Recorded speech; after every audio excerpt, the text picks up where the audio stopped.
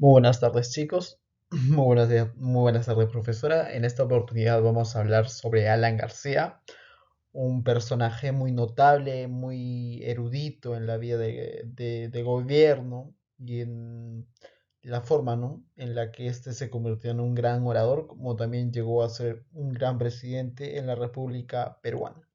Vamos a hablar acerca de él.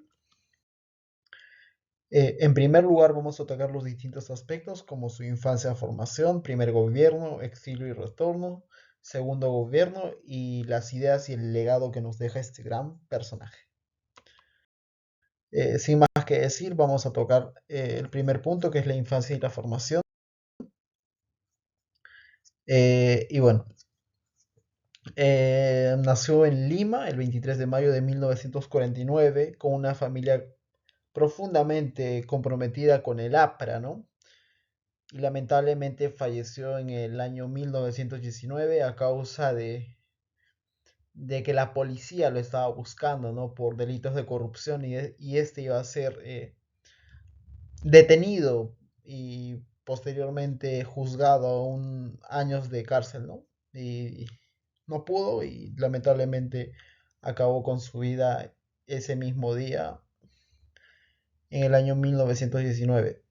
Bueno, vamos a hablar sobre los primeros pasos en la política. Desde su infancia, Alan García o sea, tuvo un inmerso, estuvo muy inverso en el ambiente político del APRA. A los 17 años se unió formalmente a la juventud del APRA, lo que permitió desarrollar su identidad política. Cabe recalcar que este personaje eh, estaba muy, era muy cercano a Aya de la Torre, ¿no?, cuyo personaje es el líder del APRA. La educación que tiene este personaje y el debut constituyente, bueno, su educación primaria la desarrolló en un colegio en Lima llamado José María Erwin en Barranco. Los estudios universitarios estudió en la Pontificia Universidad de la Católica y se graduó en 1971 y posteriormente también tuvo su formación en Europa, en Madrid, donde ejerció y obtuvo un doctorado como Derecho Constitucional en la Universidad Complutense de Madrid. Bueno,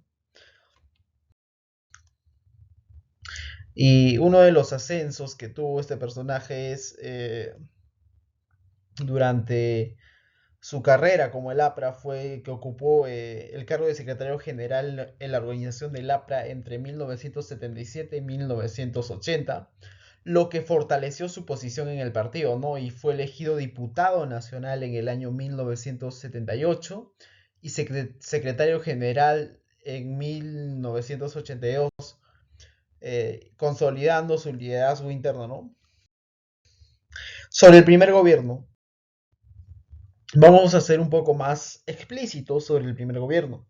Cabe recalcar que en el primer gobierno Alan García intentó reducir la deuda externa de un 60% a un 10%, lo que trajo diversidad de consecuencias en el Perú, ¿no?, trayendo conflictos internos, como es la hiperinflación que se vivió en su gobierno, ¿no?, de 2.600, 2.700, una grande cifra de hiperinflación.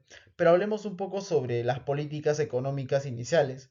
En los primeros meses el gobierno propuso una mezcla de acciones proteccionistas y estimuló internos, controles de precios, subsidios, fomentó el consumo, un aumento del salario mínimo y la política a favor de sectores populares.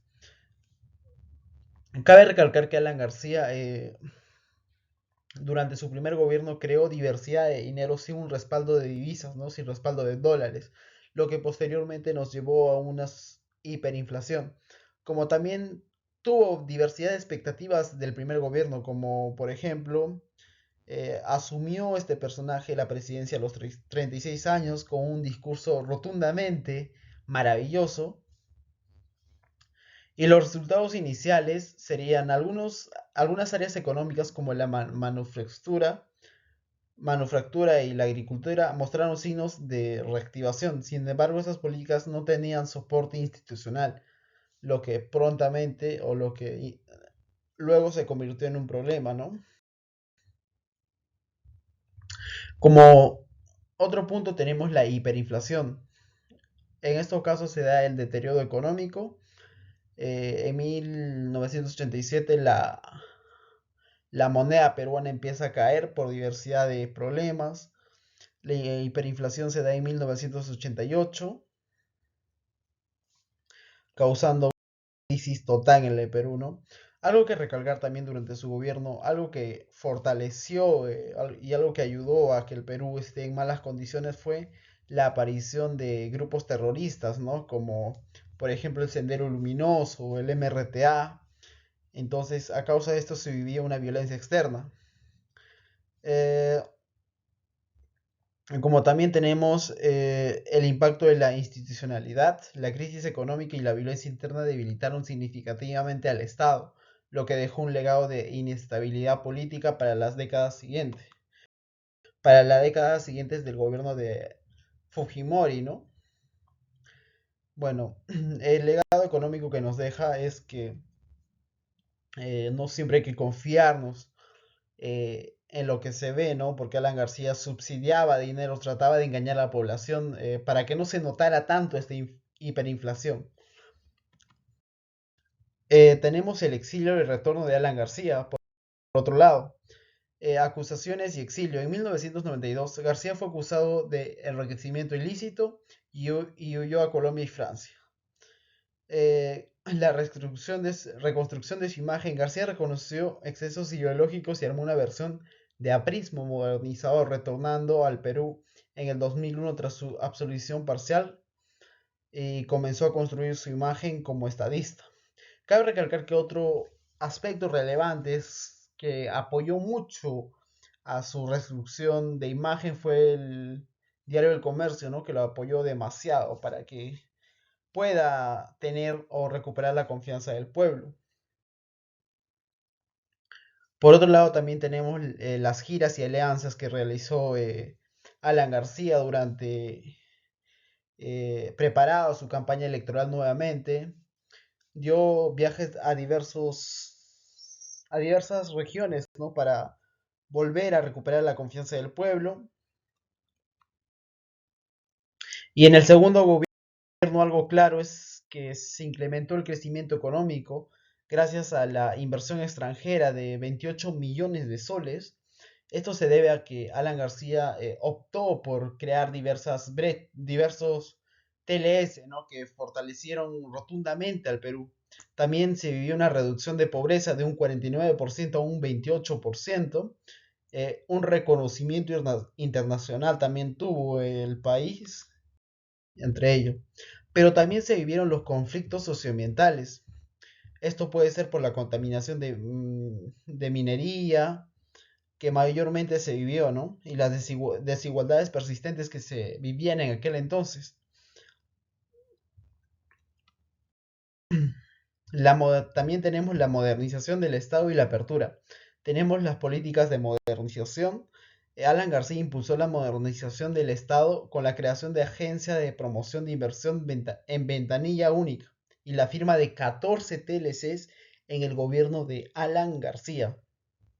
Esto impulsó a que se haga inversiones en la infraestructura, la digitalización y la simplificación, ¿no?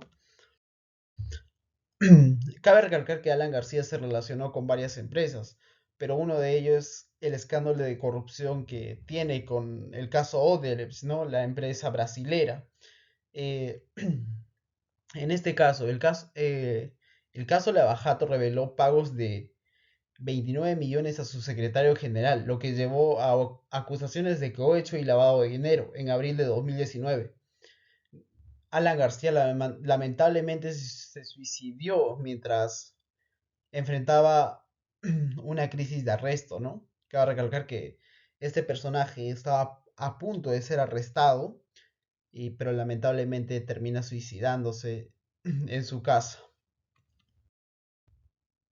Ideas y legados. Bueno, nos deja propuestas de modernización, viraje ideológico, impacto en debate político. Cabe recalcar en este aspecto que Alan García era un buen orador. recalcando su carisma que él transmitía. Por otro lado, también tenemos la influencia en el debate actual. Como recalco, Alan García era un buen personaje y tenía un buen léxico para convencer a las personas, ¿no? Para persuadir a las personas.